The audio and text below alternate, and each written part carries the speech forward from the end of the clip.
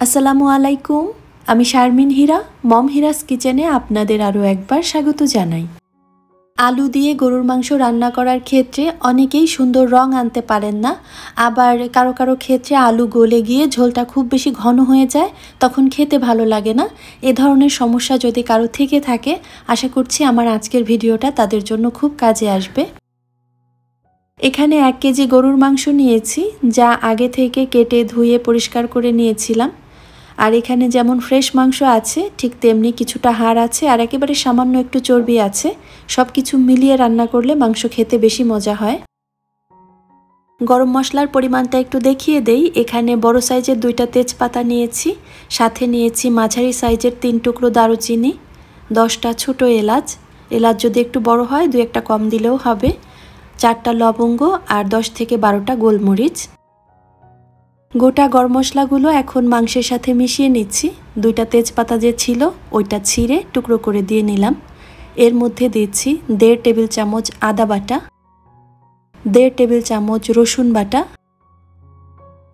1 table চামচ হলুদের গুঁড়া, 1.5 টেবিল চামচ লাল মরিচের গুঁড়া, 1 টেবিল চামচ ধনিয়া গুঁড়া, 2 টেবিল চামচ জিরা গুঁড়া, 1 টেবিল চামচ লবণ। লবণটা স্বাদ মতো দিয়ে নেওয়াই ভালো। সবগুলো উপকরণ একসাথে খুব ভালোভাবে মিশিয়ে নিচ্ছি। এভাবে মিশিয়ে তারপর 1 ঘন্টার জন্য আমি রেখে দেব। এভাবে রেস্টে রেখে দিলে মাংসটা খেতে ভালো লাগে। চাইলে সাথে সাথেও রান্না করতে পারেন, তবে যদি রেখে দেন দেখবেন টেস্ট ভালো আসবে। যদি ফ্রিজে রাখা মাংস হয়ে থাকে তো সেক্ষেত্রে 1 টেবিল চামচ পেঁপে, কাঁচা পেঁপে খোসা সহ বেটে দিতে পারেন, এতে করে মাংসটা খুব তাড়াতাড়ি সেদ্ধ হবে। আমার এই মাংসটা যেহেতু ফ্রেশ ছিল, আমি আর পেঁপে বাটাটা দিলাম না। এভাবে 1 ঘন্টার জন্য ঢেকে রেখে দেব। 1 ঘন্টা পরে রান্না শুরু করছি। এখানে মেজারমেন্ট কাপের 1/2 কাপ সয়াবিন তেল নিয়েছি। এর মধ্যে মেজারমেন্ট কাপের 1 কাপ পেঁয়াজ কুচি দিয়েছি। পেঁয়াজটাকে নেড়ে চেড়ে ভালো মতো ভেজে নেব। একদম পোড়া পোড়া করব না, তবে লালচে কালার আসবে সে পর্যন্ত ভেজে নিয়েছি। এই যে দেখতে পাচ্ছেন, এই লেভেলে আসার পর আগে যে ম্যারিনেট করে রেখেছিলাম মাংসটা, ওইটা দিয়ে দিচ্ছি। চুলার আঁচ মাঝারি অবস্থায় রেখে 5 মিনিট নেড়ে চেড়ে আমি রান্না করে নিচ্ছি। 5 মিনিটের মধ্যেই দেখবেন মাংস থেকে কিছুটা পানি ছেড়েছে, আর সেই সাথে 1/2 কাপ গরম পানি দিয়ে সুন্দর মতো কষিয়ে নিচ্ছি। এখানে উচ্চ তাপে করলে তাড়াতাড়ি মশলাটা পুড়ে যাবে, আর একেবারে কম আঁচে রান্না করলেও মাংসটা পরবর্তীতে সেদ্ধ হতে চাইবে না। এই লেভেলে আমি মাঝারি আঁচে রান্না করে নিয়েছি। আর যখন দেখবেন তেলের সঙ্গে মাংসটা সুন্দর ভাজা ভাজা হয়ে গেছে, মাংস থেকে মশলা থেকে তেলটা আলাদা হয়ে গেছে, সে পর্যায়ে এসে ধরে নিতে হবে মাংসটা কষানো শেষ। আর খুব সুন্দর ভাজা একটা ঘ্রাণ আসবে। এই লেভেলে এসে আমি 6 কাপ গরম পানি দিয়েছি। মেজারমেন্ট কাপের 6 কাপ এখন দিয়েছি, আগে দিয়েছিলাম 1/2 কাপ, মোট 6.5 কাপ। আর তার সাথে 4 টুকরো আস্ত রসুন দিয়েছি আর 2টা শুকনা মরিচ মাঝখান থেকে বীজ অংশ ফেলে দিয়ে তারপর শুধু বাকলটা দিয়েছি, এতে সুন্দর ঘ্রাণ আসে। আমি যেহেতু মাংসতে আলু দিয়ে রান্না করব, তো এর জন্য এখানে একটু বড় সাইজের আলু কেটে নিয়েছি। আমি যে সাইজ নিয়েছি এই অবস্থায় 12 থেকে 16 পিস আলু 1 কেজি মাংসর জন্য যথেষ্ট। এর থেকে বেশি দিলে খেতে ভালো লাগবে না।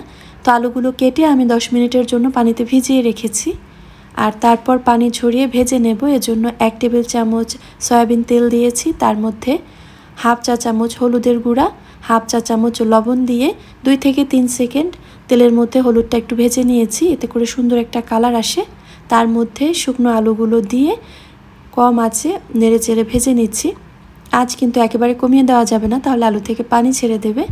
ওই মাঝারি আঁচ বলতে পারেন, মাঝারি আঁচে রেখে এই যে এমন লাল লাল টুকরো করে ভেজে নিয়েছি। এর মাঝে ঢাকনা তুলে 2-1 বার নেড়ে দিয়েছি যেন নিচে মশলাটা ধরে না যায়। এখন যে অবস্থায় দেখছেন, এখন কিন্তু মোটামুটি সেদ্ধ হয়েছে মাংসটা। একটু জোরে চাপ দিলে ভাঙবে, তবে খুব বেশি নরম না।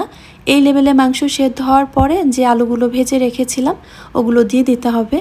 মাংসর সাথেই যদি আলু দেই তাহলে কিন্তু আলু গলে একদম ঝোলের সঙ্গে মিশে যাবে, খেতে ভালো লাগবে না। এই কারণে মাংসটা মাঝামাঝি সেদ্ধ হবে, তারপর আলু দিলে আলু আস্ত থাকবে আর মাংসটাও সেদ্ধ হবে সুন্দর। এই যে দেখছেন, এ পর্যায়ে আমি ঢাকনা দিয়ে আবারও কিছু সময় রান্না করে নিচ্ছি। 1 চা চামচ আস্ত জিরা নিয়েছি, তার সাথে নিয়েছি 1টা এলাচ, 2টা গোলমরিচ, ছোট 1 টুকরো দারুচিনি।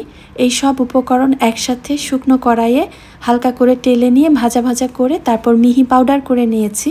যখন মাংস প্রায় হয়ে আসবে, যেমন 1-2 মিনিট বাকি আছে, ওই সময় এসে এই পাউডারটা মাংসে দিয়ে নিতে হবে। এতে করে মাংস থেকে খুব সুন্দর একটা ঘ্রাণ আসবে, আর সেই সাথে কালারটাও চেঞ্জ হয়ে যাবে, একটু সুন্দর ডার্ক একটা কালার আসবে, দেখতে ভালো লাগবে। চুলা থেকে নামিয়ে নেওয়ার পর যখন একটু ঠান্ডা হয়েছে, দেখতেই পাচ্ছেন কালারটা আরও বেশি সুন্দর এসেছে, আর একটা আলুও ভাঙেনি, সেই সঙ্গে সমস্ত মাংস খুব সুন্দরভাবে সেদ্ধ হয়েছে। সমস্ত উপকরণ ঠিকঠাক রেখে নিয়ম মেনে যদি আপনি রান্নাটা করে নিতে পারেন, আশা করছি আপনার রান্নাটাও এমন পারফেক্ট হবে ইনশাআল্লাহ। আমার আজকের ভিডিওটা আপনাদের কাছে যদি ভালো লেগে থাকে, প্লিজ ভিডিওটিতে একটা লাইক দিতে ভুলবেন না, আর এ ধরনের ভিডিও আরও পেতে চাইলে আমার চ্যানেলটিকে সাবস্ক্রাইব করে নিতে পারেন। আজকের ভিডিও এখানেই শেষ করছি। আল্লাহ হাফেজ। আসসালামু আলাইকুম।